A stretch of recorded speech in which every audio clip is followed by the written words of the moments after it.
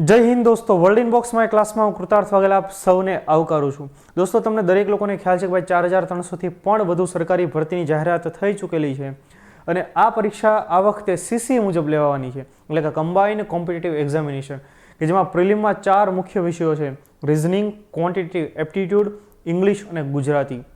મેઇન્સમાં પણ આ સબ્જેક્ટ આપણને કામ લાગવાના છે. તો આપણે ખાસ ભણી રહ્યા છીએ ગુજરાતી વિષય અંતર્ગત એક મહત્વનો મુદ્દો, જેનું નામ છે વર્ણનું સામ્ય ધરાવતા અર્થભેદ શબ્દો. જો આ બધા મુદ્દાઓ ભણવા પાછળનું કારણ શું કે ભાઈ સીસીની જે પરીક્ષા એમાં તો કામ લાગશે જ, પણ આવનારી કોઈ પણ ભરતી, જેમ કે ખાખીની ભરતી આવશે વગેરે, એમાં પણ આપણને કામ લાગશે. જો તમારે આ મુજબનો આખો કન્ટેન્ટ ભણવો હોય, step by step lecture, topic wise lecture ભણવો હોય, તો એના માટે આપણે એપ્લિકેશન પણ લોન્ચ કરી દીધી છે, વર્લ્ડ ઇનબોક્સ માય ક્લાસ, કે જેમાં 2 વિષય કમ્પ્યુટર, આધુનિક ભારતનો ઇતિહાસ મેં ભણાવેલો છે અને ટૂંક સમયમાં તમારા સુધી એમાં રિઝનિંગ વિષય પણ આવી જશે. બરાબર. તો આપણે જોઈએ કે ઉચ્ચારણ કે વર્ણનું સામ્ય ધરાવતા વિભિન્ન અર્થભેદવાળા શબ્દો એટલે કે, તો આપણે એમ થાય કે આ સમાનાર્થી ન થયા, તો કે નહીં. સમાનાર્થી શબ્દ એટલે શું? કોઈ પણ એક શબ્દ છે એના જ અન્ય કેટલાક અર્થ ધરાવનારા શબ્દો. હવે અહીંયા શું કે ભાઈ અકસ્માત અને અકસ્માત શબ્દ એક જ છે, બરાબર, અથવા તો એની અંદર જો કંઈ જુદાપણું હશે, શબ્દમાં થોડો ઘણો ફેરફાર હશે, તો એકાદ અક્ષરનો હશે, એકાદ અનુસ્વરનો હશે વગેરે, પરંતુ એના અર્થ જુદા જુદા થતા હશે. એટલે આ મુદ્દો કયો કે ઉચ્ચારણ કે વર્ણનું સામ્યતા ધરાવતા, ઉચ્ચારણ પણ સામ્ય સરખો હોય, જેમ કે અકસ્માત શબ્દ, એમાં વર્ણ પણ સરખા છે, પરંતુ એનો ભેદ, એનો અર્થ એ જુદો છે, ભિન્ન ભિન્ન અર્થ છે, એવા શબ્દો. તો આમાંથી તમને પરીક્ષામાં પૂછવાની સંભાવના વધારે છે. નંબર 2 કે આપણે સરકારી સોર્સમાંથી લીધેલો મુદ્દાઓ છે, અહીંયા સ્ક્રીનશોટ છે, તમને ખૂબ મદદરૂપ થશે અને આમાંથી સવાલ પૂછવાની વધારે સંભાવનાઓ છે. આપણે જોઈએ કે અકસ્માત અને અકસ્માત બંને શબ્દો, કે અકસ્માત એટલે એકાએક ઓચિંતું અને અકસ્માત એટલે અણધાર્યો બનાવ, એને પણ આપણે અકસ્માત કહેતા હોઈએ. ત્યાર પછી અપેક્ષા એટલે કે ઈચ્છા, આશા, તો સામે ઉપેક્ષા, તિરસ્કાર કે અવગણના. તો જો વર્ણમાં થોડોક ફેરફાર થયો છે, અક્ષરમાં થોડોક ફેરફાર થયો, શબ્દનો અર્થ બદલાઈ ગયો. ત્યાર પછી અફર એટલે કે નિશ્ચિત, કે જે ફરે નહીં તેવું, સામે અફળ એટલે કે નિષ્ફળ. ત્યારબાદ અનુસાર એટલે કે આ પ્રમાણે, આ અનુસાર કરવું, આ પ્રમાણે કરવું, તો અનુસ્વાર એક લિપિ ચિહ્ન અનુસ્વાર. ત્યાર પછી અભિનય એટલે કે વેશ ભજવવો અને અભિનવ એટલે કે તદ્દન નવું. તો વર્લ્ડ ઇનબોક્સ પણ ઘણું બધું તમારા માટે અભિનવ, તદ્દન નવું લાવતા હોય છે, બરાબર, જેમ કે world inbox my class application. ત્યારબાદ અવર એટલે કે બીજું, ઉતરતું, અને ત્યાર પછી અવળ એટલે કે અવળું, વાંકું. અપકાર એટલે કે હાનિ, અનુપકાર, અને ઉપકાર એટલે કે અહેસાન.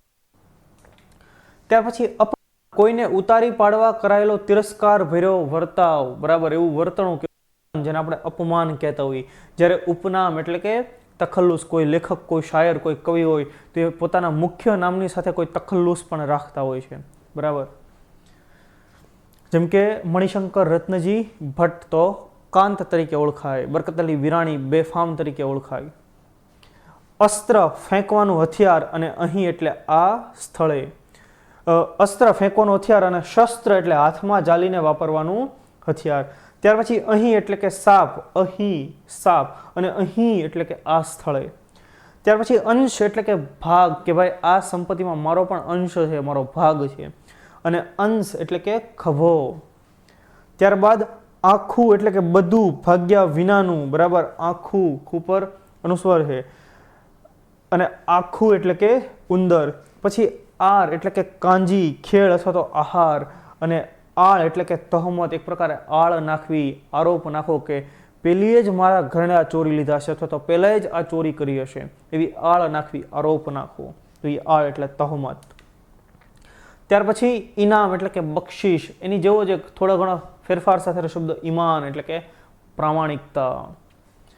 પછી ઉગાડવું એટલે કે ઉગે તેમ કરવું, અને ઉઘાડવું એટલે કે ખોલવું. ઉપહાર એટલે ભેટ, બક્ષિસ, કે તમે કોઈ સારું કામ કરો, તમને ઉપહાર મળે, ભેટ મળે, બક્ષિસ મળે, અને ઉપાહાર એટલે કે નાસ્તો. ત્યાર પછી કઠોર એટલે કે નિર્દયી, કઠણ, અને કઠોળ એટલે દાળ પડે તેવું દ્વિદળ ધાન્ય, જેને આપણે કઠોળ કહેતા હોય, મગ, ચણા વગેરે. ત્યાર પછી કુલ એટલે કે એકંદર, અને અહીંયા કુલ તો કિનારો, કુટુંબ, ખાનદાની અને ટોળું, જેને આપણે કુળ પણ કહેતા હોઈએ છીએ, બરાબર. તો આ રસ્વ છે, આ દીર્ઘ કુ છે. ત્યાર પછી કૂચી એટલે મહોલ્લો, પણ કૂચી તો એને ચાવી કહેવાય. ગામડાની અંદર આ શબ્દ તમે સાંભળ્યો કે ભાઈ ઘરની કૂચી ક્યાં મૂકી, એટલે ઘરની ચાવી ક્યાં મૂકી. કૃતજ્ઞ એટલે નિમક હલાલ, કૃતજ્ઞ એટલે નિમક હરામ. કોષ અથવા તો કોષ ભંડાર, ખજાનો, અને કોષ કે આટલા કોષ દૂર તો ગાંવ, 2.5 કિલોમીટર કૂવામાંથી પાણી કાઢવાનું ચામડાનું સાધન.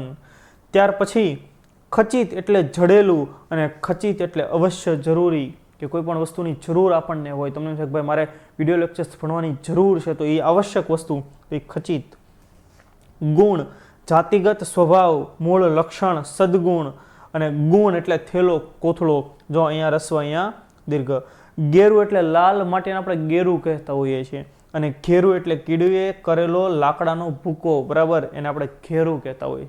જો નાના વર્ણમાં થોડો ઘણો ફેરફાર છે. ત્યાર પછી ગ્રહ, પૃથ્વી, શુક્ર વગેરે ગ્રહ, અને ગૃહ એટલે કે ઘર. ત્યાર પછી ચારુ, સુંદર, મનોહર, અને ચારુ તો ખોદીને પડતર રાખેલું ખેતર, બીજા ઢોર ભેગું ચરવા જતું પ્રાણી એટલે કે ચારુ. ચીર એટલે લાંબા વખત સુધી, લાંબુ, ચિરંજીવી જેને આપણે કહેતા હોઈએ છીએ. અને અહીંયા ચીર એટલે રેશમી વસ્ત્ર અથવા ચીરી. ત્યાર પછી જીત એટલે જીતનારું, જીતાયેલું, અને જીત એટલે ફતેહ, વિજય. ખૂબ સરળતાથી આપણને ખ્યાલ પડી જાય, આપણે વિજય મેળવવાનો છે. સંગીતનો એક અલંકાર પણ. ત્યાર પછી જીન એટલે કે જૈન તીર્થંકર, કપાસ લોઢવાનું કારખાનું, અને જૈન એટલે બુદ્ધ. અને સામે જીન એટલે ઘોડાનું પલાણ. તો જો શબ્દો ભેદ તમે જો નાનો મોટો ફેરફાર થાય એનો અર્થ બદલાઈ જાય છે. દિશ એટલે દિશા, અને દિશ એટલે સૂર્ય, રસ્વદી, દીર્ઘદી. દિન એટલે ગરીબ, અને દિન એટલે દિવસ. દ્વીપ એટલે હાથી, અને દ્વીપ એટલે ભેટ. આ સવાલ પણ પરીક્ષામાં તમને પૂછાય તો આપણે અહીંયા એને સ્ટાર પણ આપી દઈએ. રસ્વદ્વીપ એટલે હાથી, અને દીર્ઘદ્વીપ એટલે ભેટ. નિવૃત્તિ એટલે નિરાંત, ફુરસતનો સમય, બરાબર, નિવૃત્ત થઈ જવું. અને નિવૃત્તિ એટલે શાંતિ, સંતોષ, આનંદ, અખંડ આનંદ, પ્રેમાનંદ. પરમાણુ એટલે નાનો અણુ, અને પરમાણુ એટલે માપ, પુરાવો. પાણી તો હાથ, અને પાણી તો જળ. આ પણ તમને પૂછાઈ શકે. ત્યાર પછી જોઈએ પલિત એટલે પળિયા વાળું, અને પલિત એટલે ભૂત પ્રેત. માલમ એટલે વહાણનો દોરનાર, કાંજી માલમ નામ સાંભળ્યું છે ઇતિહાસમાં. અને માલુમ કે અમને પોલીસને માલુમ પડ્યું કે અહીંયા ગેરકાયદેસર કોઈ કામ થઈ રહ્યું છે. માલુમ પડ્યું એટલે કે જાણેલું. પૂર એટલે નગર, અને પૂર એટલે રેલ. પૂરી એટલે ખાવાની વાનગી, અને પૂરી એટલે નગરી. પુંજ એટલે ઢગલો, અને પુંજ એટલે મીંડું, અનુસ્વાર. ખ્યાલ આવી રહ્યો છે? લક્ષ્ય એટલે લક્ષ્ય આપવા જેવું, ધ્યેય, હેતુ. અમારો લક્ષ્ય છે કે અમારે સીસી પાસ કરવાની છે, બરાબર. અને લક્ષ્ય એટલે લાખ, ધ્યાન, ઉદ્દેશ. ત્યાર પછી મિલ, પ્રતિપક્ષ, વિરોધી જમાવટ, બરાબર, મિલ. અને મિલ એટલે કારખાનું. આ પણ તમને પૂછાઈ શકે. પરુ એટલે 5, અને પરુ એટલે ઉપનગર. ત્યાર પછી પહેલા એટલે કે પ્રથમ, અને પહેલા એટલે કે પૂર્વે, પહેલા બનેલું, બરાબર. પહેલો ક્રમાંક આવ્યો, પ્રથમ આવ્યો. ત્યાર પછી પેઢું એટલે કે પેટ નીચેનો ભાગ, અને પેઢું એટલે અવાળું. ત્યાર પછી ભાગ એટલે કે અંશ. હા, આ સંપત્તિમાં મારો ભાગ છે, અંશ. અને બીજું ભાંગ, એક નશીલી વનસ્પતિ, બરાબર. આપણે મહાશિવરાત્રિના દિવસે પ્રસાદ સ્વરૂપે વેચતા હોઈએ, ભાંગ. ત્યાર પછી જન્મોત્રી એટલે જન્મ કુંડળી, અને જમનોત્રી એટલે કે જમના નદીનું મૂળ. ત્યાર પછી મુફલીસ એટલે કે ગરીબ, બેહાલ. અને મુફસિલ એટલે કે પાટનગર સિવાયનો પ્રદેશ હોય એને મુફસિલ કહેવાય. મેદની એટલે કે ભીડ, અને મેદિની એટલે કે પૃથ્વી. મેદની કે આમના અટલ બિહારી વાજપેયીના નિધન સમયે ખૂબ મેદની એકઠી થઈ, ખૂબ જનસંખ્યા જોવા આપણને મળી, બરાબર. તો એ મેદની કહેવાશે. અને મેદિની એટલે પૃથ્વી. ત્યાર પછી કેશ એટલે વાળ, અને કેસ એટલે મુકદ્દમો. કોઈ ગુનો કર્યો હોય તેની ઉપર જે કેસ ચાલે એને આપણે મુકદ્દમો કહેતા હોઈએ. ત્યાર પછી જોશ અથવા તો એને આપણે કહીએ જુસ્સો, કે પૂરા જોશ સાથે કામ કરશું. આ જોશ તો જ્યોતિષનું જ્ઞાન. ત્યાર પછી નશો એટલે કે કેફ, નશો કરવો, બરાબર. અને નશો એટલે નસનું બહુવચન અથવા ગંદકી. ત્યાર પછી પાશ એટલે કે ગાળો, ફાંસો. અને પાસ એટલે થશે સફળ, મંજૂર, કે ભાઈ પાસ થઈ ગયા, સફળ થઈ ગયા. કોઈ પણ ટેન્ડર ભર્યું તો એ પાસ થઈ ગયું એટલે કે મંજૂર થઈ ગયું. ત્યાર પછી સત એટલે 100 અને સત એટલે સત્ય. શંકર એટલે મહાદેવ ભગવાન શિવ પોતે, અને શંકર એટલે મિશ્રણ, શંકર પ્રજાતિ, બરાબર. કોઈ પણ બે પ્રાણીની એક એની શંકર પ્રજાતિ બનાવવામાં આવે, બરાબર. તો શંકર. શાન એટલે કે સિકલ, ચહેરાનો દેખાવ, એની શાન કેવી છે. અને એની આ શાન એટલે કે ઈશારો, સમજણ, હાનમાં સમજી જવું, શાનમાં સમજી જવું, બરાબર. શાંત એટલે કે મુક્ત, શાંતિયુક્ત, અને શાંત એટલે કે અંતવાળું, મર્યાદિત. ત્યાર પછી શાલ, ઓઢવાનું એક ગરમ વસ્ત્ર, અને બીજું સાલ એટલે કે વર્ષ, સાલ મુબારક આપણે બોલીએ, સાલ એટલે એક વર્ષ. ત્યારબાદ સુણવું એટલે કે સાંભળવું, અને સુણવું એટલે સોજો આવવો. પ્રણામ એટલે નમસ્કાર, અને પ્રમાણ એટલે માપ અથવા સાબિતી. આ સુરત અથવા તો સહેલું, અને આ સૂતર એટલે કે રૂં કાતીને કાઢેલો તાર. પછી નર એટલે માણસ, નળ એટલે પેટમાંનું એક મોટું આંતરડું અથવા પાણીનો નળ. મુહૂર્ત એટલે મૂર્તિ, અને મુહૂર્ત એટલે શુભ મુહૂર્ત, શુભ સમય આપણે જોતા, મુહૂર્ત જેને આપણે કહેતા હોઈએ છીએ, બરાબર. એનો આ શબ્દ આપણે કે ભાઈ સારું મુહૂર્ત કયું છે, ખરેખર એ મુહૂર્ત છે. નાસતો એટલે કે દોડતો. તમે છાપામાં સાંભળ્યું હશે કે આટલા વર્ષથી નાસતો ફરતો આરોપી ઝડપાયો, બરાબર. એટલે કે દોડતો. અને નાસ્તો એટલે કે શિરામણ, આપણને નાસ્તો કરવાનું મન થાય, સવારનો નાસ્તો એને ખરેખર શિરામણ કહેવાય. બાકી આપણે તો અત્યારે નાસ્તો લગભગ દીમાં 5-6 વાર કરતા હોઈએ. નિશ્ચિત એટલે કે નક્કી કરેલું, કે ભાઈ મેં નિશ્ચિત કરેલું છે કે ભાઈ મારે એક્ઝામ પાસ કરવાની છે. જો તમે ખરેખર એવું નિશ્ચિત કર્યું હોય તો તમે હવે નિશ્ચિંત પણ થઈ જજો. કેમ? નિશ્ચિંત એટલે ચિંતા મુક્ત. કેમ? તો કે તમારા માટે કોઈ ગૃહિણી હોય તેના ઘરે બેઠા એપ્લિકેશન મળી જવાની છે, વર્લ્ડ ઇનબોક્સ માય ક્લાસ, કે જેમાં પૂરતો કન્ટેન્ટ છે જેનાથી તમે સરકારી પરીક્ષા પાસ કરી શકો છો. ત્યાર પછી પરિણામ એટલે કે ફળ, નતીજો, અને પરિમાણ એટલે કે માપ. પહેલા તો પ્રથમ, અને પહેલા તો અગાઉ, પૂર્વે. રફુ એટલે નાઠેલું, પલાયન, અને રફ એટલે તુણવાનું કામ. સમાવવું એટલે કે શાંત કરવું, ભાઈ હમાઈ જ આવે. અને સમાવવું એટલે કે એનો સમાવેશ કરવો, ડબ્બાની અંદર ખાંડ સમાવી દેવી, બરાબર. સૂત તો પુત્ર, અને સૂત તો સારથી.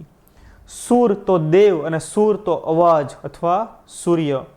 શરત તો હોડ અથવા કરાર, કોઈ પણ શરત હોવી, અને સામે શરત એટલે નજર, ધ્યાન.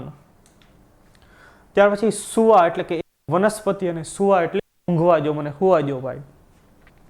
હરિ એટલે શ્રી કૃષ્ણ, અને હરિ એટલે કુવાના પાણીથી પકવેલું. આ પણ તમારા માટે ઇમ્પોર્ટન્ટ. શેર એટલે કે એક તોલ, એક શેર દૂધ અમે લઈએ છીએ, એક શેર, બરાબર. એક પ્રકારનું તોલ માપ છે. વાઘ, સિંહ, ચિત્તો, ફારસી કે ઉર્દૂની કડી પણ એને આપણે શું કહીએ? પહેલો શેર મતલા કે તો એક મતલા કરતા હું. મૂડીનો નક્કી કરેલો ભાગ, શેર કે કોઈ કંપનીને આપણે શેર ખરીદ્યા, આપણે એનો થોડોક ભાગ ખરીદ્યો. એટલે સહેલ, મોટાની ખાધ, ખાંધ એટલે ખભો, પશુની ગરદન, એને આપણે ખાંધ કહેતા. ઇસ્લામી સફળ એટલે કે, અને ચૂક એટલે એને આપણે ચૂંક કહેતા હોઈએ.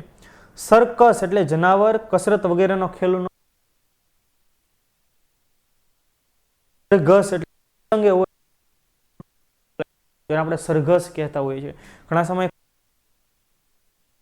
પણ હોઈએ છીએ. તો આ થોડા ઘણા વર્ણથી અલગ અલગ શબ્દોનો જે અર્થ નીકળે એવા કાંઈક શબ્દો, ભિન્ન ભિન્ન અર્થવાળા શબ્દો હતા.